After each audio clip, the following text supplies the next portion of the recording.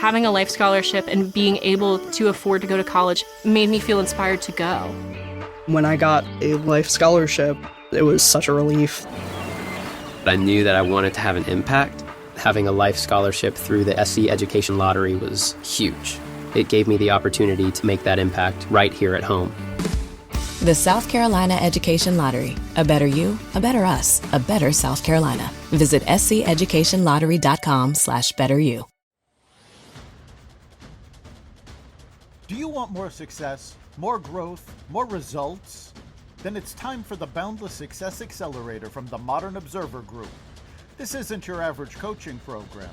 It's where top performers come to dominate. Weekly group sessions, on-demand coaching, a community that's got your back, and a power-packed library of tools to supercharge your business and career. No more excuses, no more waiting. Get in, level up, and start building the life you've been dreaming about. Visit us at modernobserver.com/boundlesssuccess to join today. Let's get you to the next level.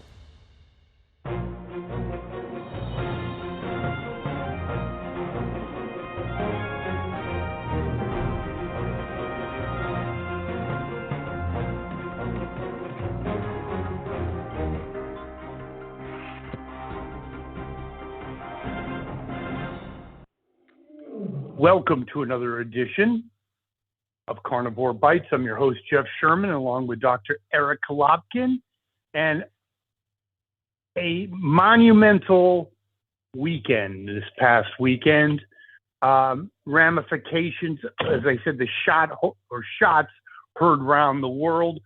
Your thoughts, Dr. Lopkin? Yeah, this was an amazing strike. Let's start with the fact that this is something only the U.S. could do.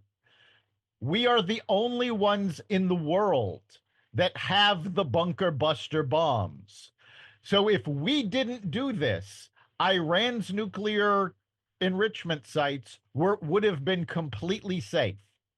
Now, it has not been up until now, with as radical as the Democrats have gotten, it has not been controversial to say that Iran cannot have nuclear weapons. Reagan said it.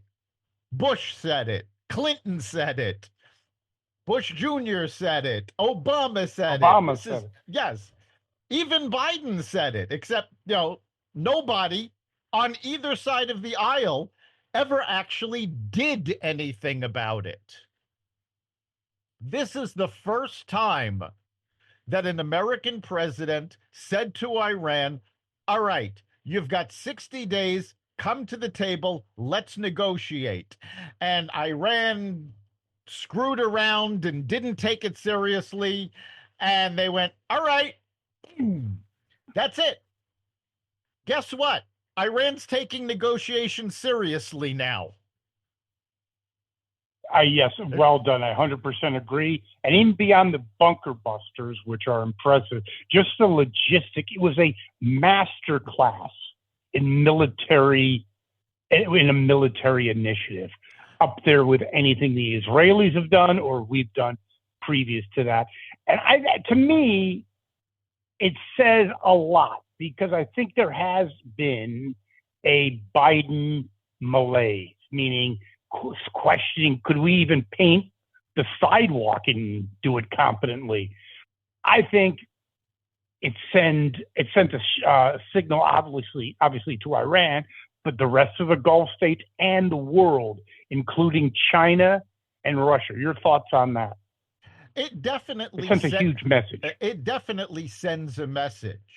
Russia and China now know, we're serious about what we tell you, which, let's face it, during the entire Biden administration, nobody took him seriously. What was his big threat?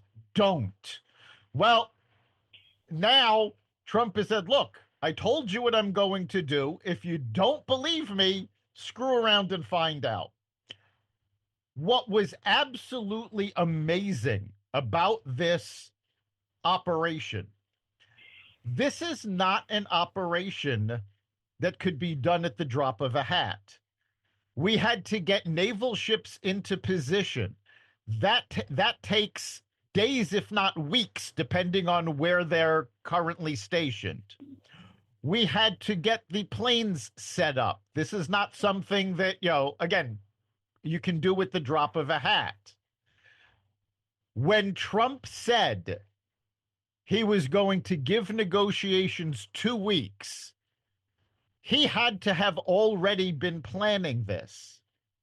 And the fact that it was planned, it was executed, and nobody heard a word about it until the operation was underway was an absolute masterstroke. And of course, Congress was yelling, well, you didn't tell us. Well, first of all, he actually did contact several of them. Jeffries didn't pick up the phone. Right. Jeffries didn't pick up the phone. But realistically, what are you going to do? Call Ilhan Omar? It leaked Adam Schiff. Okay, you tell you it would leak so fast. Suicide. Yeah.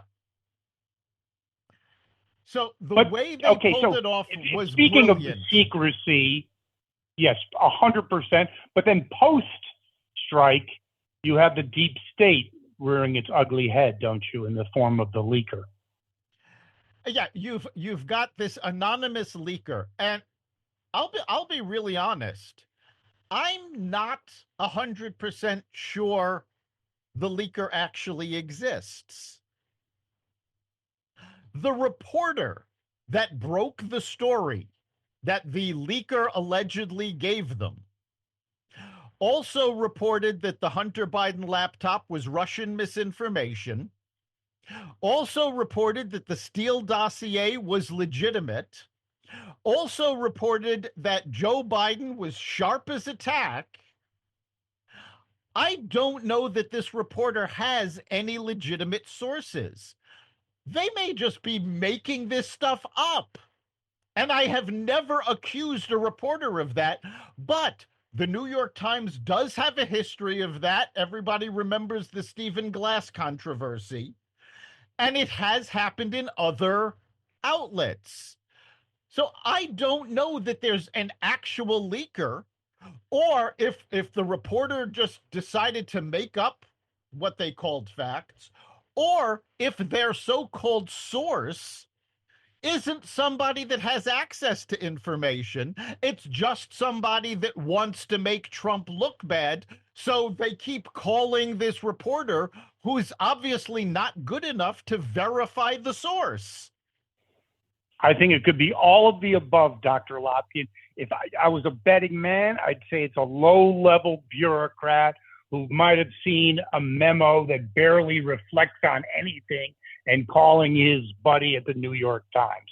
I do love, and I heard this in real time because I'm on vacation, that Trump just eviscerated CNN, the New York Times, and MSDNC. So I flipped as soon as the press conference is over, to CNN. It was like the honeymooners, humma, humma, humma, humma, humma. Wolf Blitzer, they were shaken. You could tell they were nervous and they were rattled, saying, "Whoa, we don't have any disparity about the troops and blah blah." And it was very interesting. I think it is a new Donald Trump.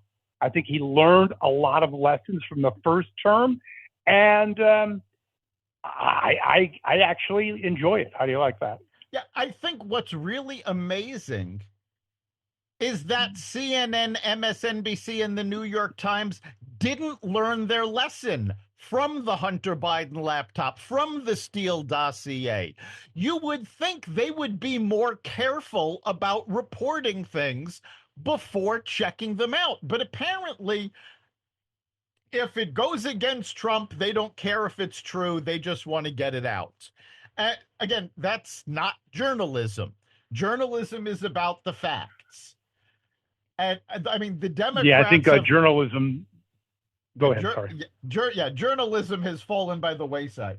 But there you go. Thank you. Yeah, the Democrats have also just lost their mind, calling for his impeachment And this was Representative Green, who's been trying to impeach Donald Trump since he And was AOC. reelected. AOC called for the impeachment.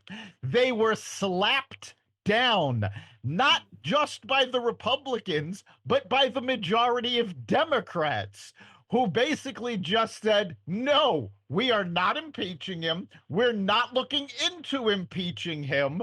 Sit down and shut up. And I think that's going to, how do you like this prediction, Dr. Lopkin? For their own survival, that's going to become more common. AOC, Crockett, Omar, please shut up. You're embarrassing us. You were already taking on water. Don't put another torpedo in our boat. I mean, and the rebuke that Trump did was masterclass. Called her low IQ.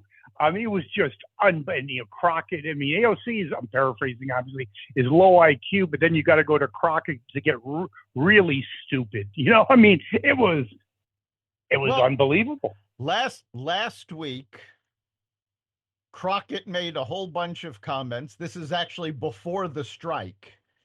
And, you know, she said so much that is absolute nonsense, absolute stupidity.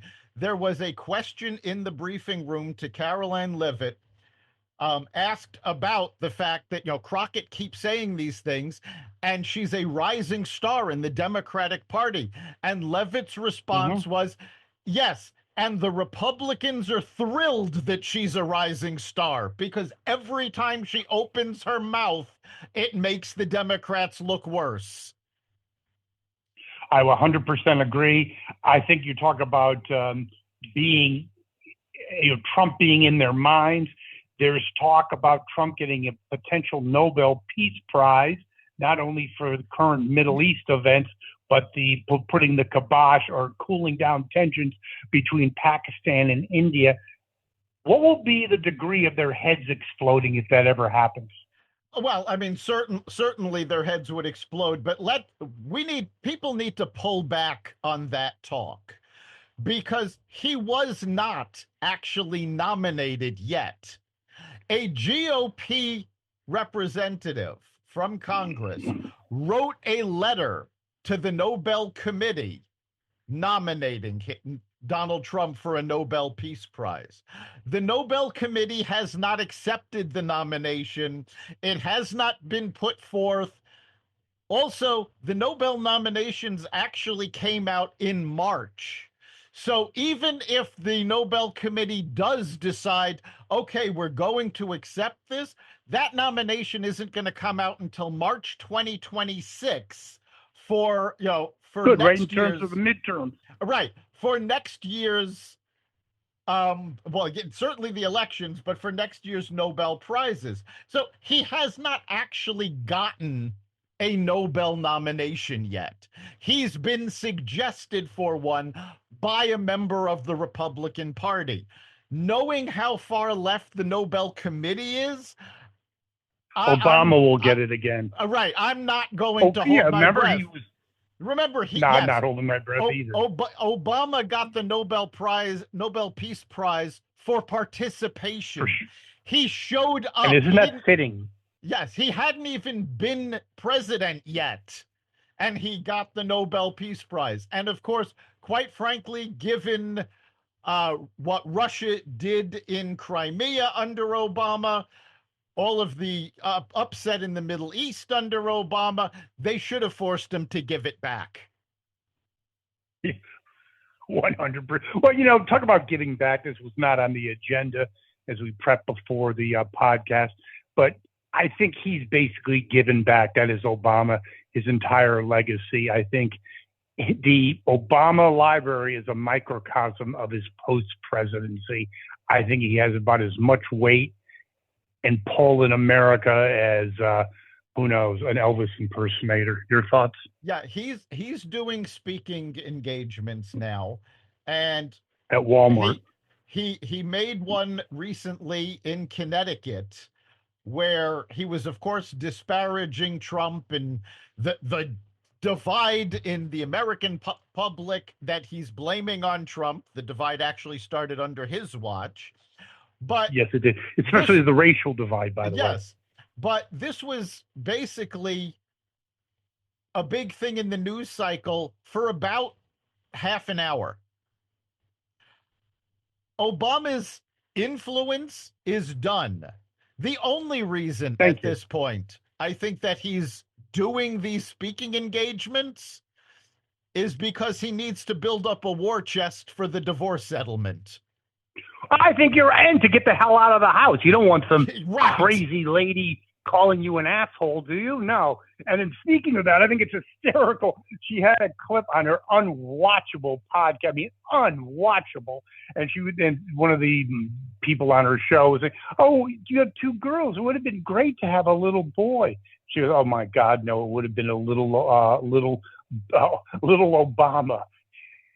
Like, a little Barack.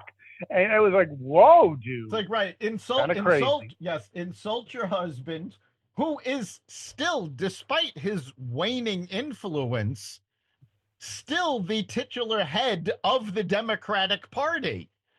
I mean, Biden can't string two sentences together. The kids are running the show, and when the Democrats actually need to get a message across, they bring dad back to, bring some order to it, but he's lost complete control. And of course, insult you talking about Obama? Yes. Yeah, I think Obama, again, Rolling Stones 2024 tour. Yeah, it's great. Yeah, it's not 1981 anymore. His shtick, even the way I saw him on the show in Connecticut, his professorial approach, the whole shtick's gone. Sorry. It's yesterday's news. How do you like that? The tour is over. It is, and every time Michelle Obama says another comment, his legacy dies a little more. Couldn't happen to a nicer guy. Before we leave and get into other issues, we want the doctor's assessment viewpoint on how does this impact the Middle East? Does this reset things? I have my own opinion. And what does this do to the overall geopolitical framework of the world? Well, we saw a major reshuffling this week after the strike when Iran did a missile attack on a U.S. airbase in Qatar. Now, the attack itself was feckless. I mean, there wasn't even any injuries. But the only Middle East countries that did not condemn the attack were Iraq and Afghanistan. Every other Middle East country stood against Iran. Iran has never been this isolated. On top of that, before the strike, while they were doing volleys back and forth with Israel, intelligence has reported that Iranian leadership expected support from Hezbollah, who was nowhere to be found. So even the number you have reached is not in service at this time. Even Correct. their own proxies are going, no, we don't want to have anything to do with this. Iran has been completely isolated. The only allies they apparently have left, and let's be honest, these are not allies to be taken lightly, are Russia, China, and North Korea. Getting back to the strike, though, again, this definitely is in line with talking about global reset. I think the spectacular nature of this strike basically causes pause for concern on our adversaries. This is not Joe Biden. This is not, and looking at the capabilities of the United States versus even a country like like China is night and day at this particular point in time. Do you agree? Yes. Trump showed that the U.S. has teeth again, that we're not going to be bullied, we're not going to be bossed around. But what I find really funny is that, again, I mentioned on the last podcast that there are ties between Iran and Russia. Iran has been supplying Russia with arms for their war in Ukraine. Now, what's the one thing everybody has heard ad infinitum from the Ukraine war about NATO? Why is Ukraine not being allowed into NATO at this time? Because right from the NATO charter, an attack on one is an attack on all. Now you've got NATO committing to spending NATO states committing to spend 5% of their GDP on defense. In 2016, most of them weren't spending 2%. When Iran's proxies didn't come to their rescue, when every country in the Middle East but two condemned their strike on Qatar, they suddenly realized, wait a minute, we can't take on the United States. And not only would it be the United States, they would have to take on all of NATO, who at this point, I mean, let's face it, when you've got Middle Eastern countries telling the U.S., yeah, use our airspace, no problem. Yes. When you've got Whoa, before you go on, that is not something to be taken lightly. That is monumental. That is a paradigm shift. You agree, Dr. Yes. Lotkin? And it goes further, because when you've got Syria telling Israel, yeah, use our airfields. These are countries. Yes, I think there's going to be. These are countries that would never have stood up to Iran in the past. And now you've got the son of the former Shah of Iran, who's been in exile since the 1980, speaking to the people of Iran via broadcast, trying to get them to rise up against the regime. It's funny that you mentioned this, Dr. Lotkin, about the only two Arab countries or Islamic countries condemning the raid, okay? But we also have Bernie did too, the self-hating. Yes, the strike was condemned by a number of the Democrats immediately. What is really amazing, though, the strike was condemned by a number of the Democrats, but what's really amazing is that if you listen to what they're saying and when they said it, every one of them, except for the most extreme, the Squad, Bernie, they all backtracked.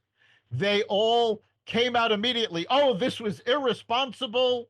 And then 2 days later, when the Iranian airstrike failed, when it became very obvious that the ceasefire was now going to hold, these Democrats that were so quick to go, it was irresponsible, he should never have done it, we're going, well, it was an important decision, and, I hope it works out. It's like all of a sudden, it's like they're backtracking because it was the right call. And like they've been doing. No, but it's also reading the tea leaves. America was overwhelming majority was in favor of this. It showed America's power. And once again, the Democrats take the 20%, not the 80%. They're a rudderless ship without direction, and they were scrambling 2 days later. Am I not correct, Dr. Lotkin? You are. Like they did with immigration, like they did with trans men in sports. They picked the wrong side once again. And, and part of this is Iran threatened to retaliate, not with missiles, but by activating sleeper cells here in the U.S. Thank you, Joe. Well, yes. Well, ICE has been rounding up illegal Iranian immigrants, but who let these sleeper cells in? Joe Biden and the Democrats. And there's nothing And then they you- can say that's going to change that fact. 100%, God forbid, if it ever plays out, another egg in your face moment, but they can't help themselves. You have an LA County mayor, okay, of a small city outside in the LA metro area, basically telling gangbangers to defend their turf against ICE. This is the state of the Democratic Party. And then you look at one step further, you look at New York, an anti-Semitic, anti-Israeli, of course, Bernie supported him, is now in the leadership position in terms of ascending to the Democratic nomination for mayor of New York City. And as DeSantis says, well, I'm going to have to prepare a lot more condos for the people exiting New York City. And I agree with him on that. Yes. The fact, well, first of all, let's take a look at the actual results, because this was the Democratic primary in New York City. Now, we know historically it is the far left and the far right that turns out for primaries. The centrists tend not to. There was no Republican primary, or, I mean, I think technically there was, but Curtis Lewa was the only candidate. On the Democratic ballot, though, you had this idiot. The only you had a couple of other people that were so minor, you know, nobody knew who they were. And you had Andrew Cuomo, who apparently did very little in the way of campaigning. And almost nothing. Right. And yet none of these people actually got 50% of the vote. So you're actually talking about the fact that the Democratic primary was won by somebody that has a plurality of the vote, not a majority, and quite frankly, not a big plurality. Now, why is that important? Because when it comes to the general election, that's when the moderates come out.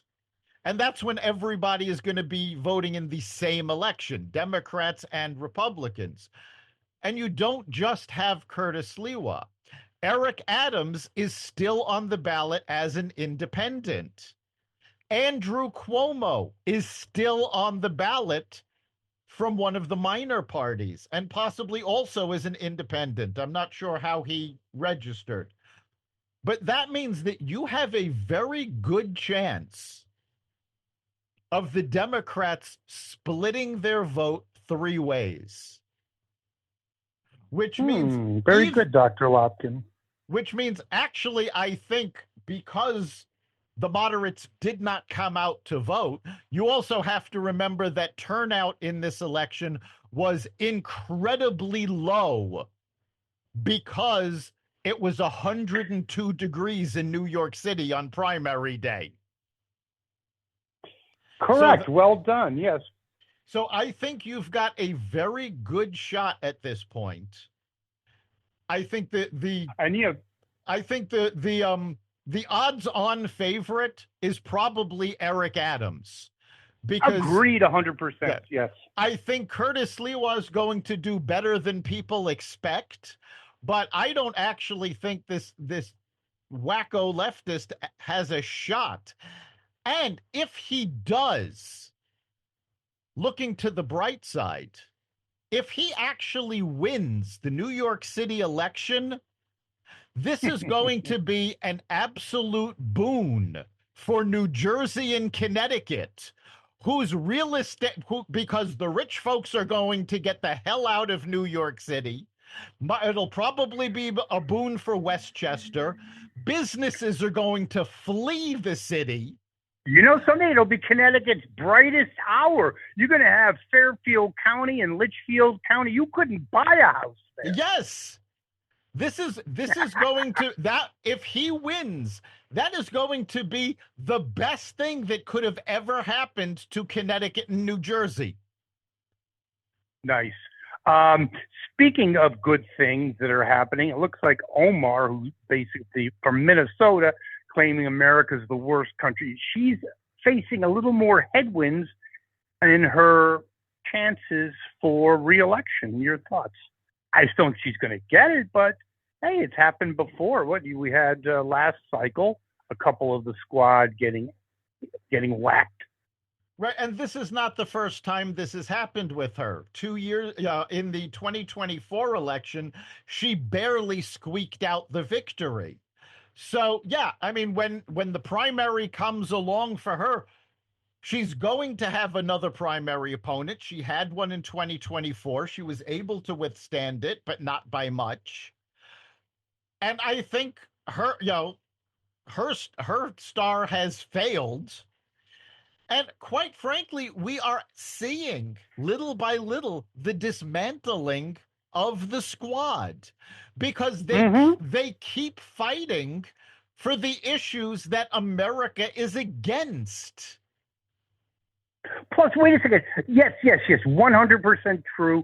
But also, America shifted. 2020 with the Summer of Love, that's like ancient history now. America has changed. They have not.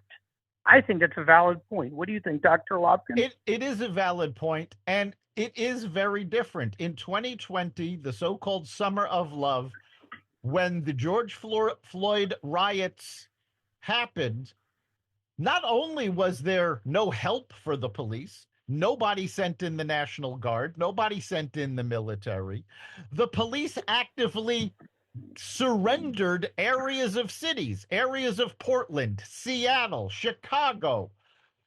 The police just said, we're going to let them do what they want there. And, it was absolutely amazing. And I believe it was Portland. They actually lost control of one of their police stations. Yes, it's true. Yes, now, it was Portland. Right. Now, fast forward to 2025. Riots in LA get out of hand. Trump sends in the National Guard. Bass and Newsom throw a hissy fit. And the Ninth Circuit, which is a very liberal appeals court, comes in and says unanimously, Trump has the right to do this. You've got no case here. Now, I'm sure he's going to appeal that, but if the liberal Ninth Circuit said Newsom doesn't have a case, do you really think the Supreme Court is going to change that decision? Yeah, I have a bridge to sell you. How do you like that? So, speaking of the landscape changing, 2020, 2017, all that, CNN, especially, mid-Trump first term, was kind of riding the wave, so to speak, okay? They're in deep dog doo-doo. They have executives fleeing, cost-cutting. I know we've talked about it before, but this time this shit's really hitting the fan. Well, no viewers, zero. Yeah. Part of Your that cooking shows bigger than that. Part of that is the fact that they were lying to the American public for years, yes. and now everybody sees it. But part of it, the cost cutting, the executives leaving, actually has little to do with that and more to do with the fact that Warner Brothers Discovery has announced that they are selling off all of their channels. So it's not just CNN, CNN, Discovery Channel, all of their cable channels are being packaged together and spun off into its own company so that Warner Brothers is essentially going to be its own standalone company again. And you have the massive shift from linear television to streaming. In fact, I believe it was a week and a half ago, for the first time in history, streaming services took more of a bite out of the audience than linear TV did. Netflix and YouTube television had more viewers than the cable networks did, than the cable providers did. So it is a massive shift, and CNN may I interject one point on that? To take advantage of it. Yes. I think it's worse than what you've articulated. The few viewers that are left are basically in retirement homes, and they're certainly not in the prize demographic. No. Well, CNN has been losing that demographic for about 15 years already. So it shouldn't come as a surprise that young people aren't watching CNN. To be perfectly honest, there is still a significant group of young people watching Fox, and that actually amazes me. Because when you look can I interject something about that? I think it's not going to be long for the world. It will happen to them as well. But if you're a young person, Fox, there's some attractive aspects to it, literally and figuratively. They're attractive people. They have fun. It's just about the whole thing. CNN, liberal, boring, stodgy, okay? Fox, conservative, fun. It's entertaining. CNN's like watching paint dry. If it wasn't for airports, they'd have like one viewer. But the trends are, Fox is the laggard in these trends, that they're not losing that audience as quickly. I think it will happen to them eventually. Yes, they're also losing that audience because the young audience is not watching linear television. They want news. They get alerts on their phone. They're not watching, the days of Walter Cronkite, when everybody would make sure to be around the television for the 6:30 national news. Those days are dead and buried. Now, news happens, you get an alert on your phone, especially young folks.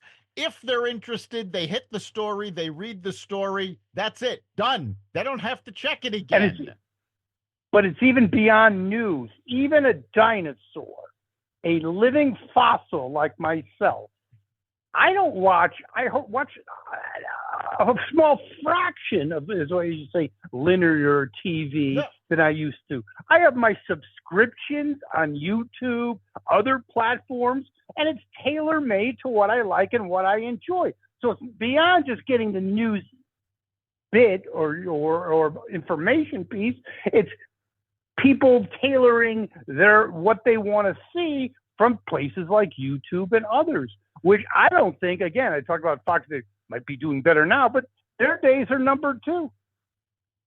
Yeah, I think there's always going to be linear TV in some form or another, because YouTube, all of these other the streaming platforms, all this, in terms of news, they still need a division to actually create the news. And you can't really do that on a digital platform like sending out an alert. You need to have a team actually doing interviews, and as long as they're doing it, you might as well aim a camera at them. So I think there's always going to be some form of linear news available, but it's going to end up being a very small part of the market, probably eventually going the way of newspapers. I would agree 100%. And one thing I do find amusing, your opinion on this, please, is they still think they're wagging the big stick. That is CNN, MSNBC. They're almost yelling in the middle of the woods, tree falling, tree falling. No one's there. Yeah, they're preaching to the choir. They have their audience, which is shrinking rapidly, but those that are still watching are true believers. They believe everything MSNBC and CNN says. That's why they're watching. But that audience is shrinking, and they're actually, both of them are getting a larger and larger share of a massively shrinking audience, which is not it's not a good position. That's not a good thing to be in. And I think the same people that are watching CNN and MSNBC are going to the Dead reunion as well, and the Neil Young, and the list goes on. Basically, as you said, the tour of irrelevancy. Well, Dr. Lopkin, another show, very interesting week. Your opinions, again, were awesome, and we'll be back next week, and our listeners can comment on the show and give their opinions, suggestions for topics, all of the above, correct? Yes, let us know what you're thinking. Go to xvadio.com/connect. You can also message us at the Facebook Carnivore Radio page.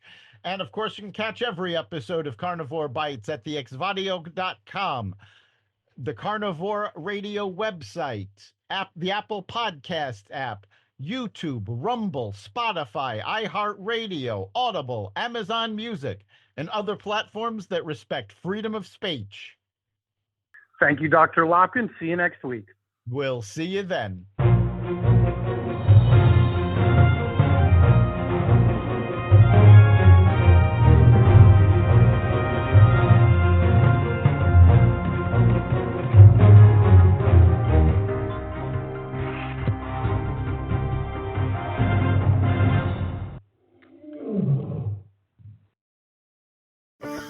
Having a life scholarship and being able to afford to go to college made me feel inspired to go.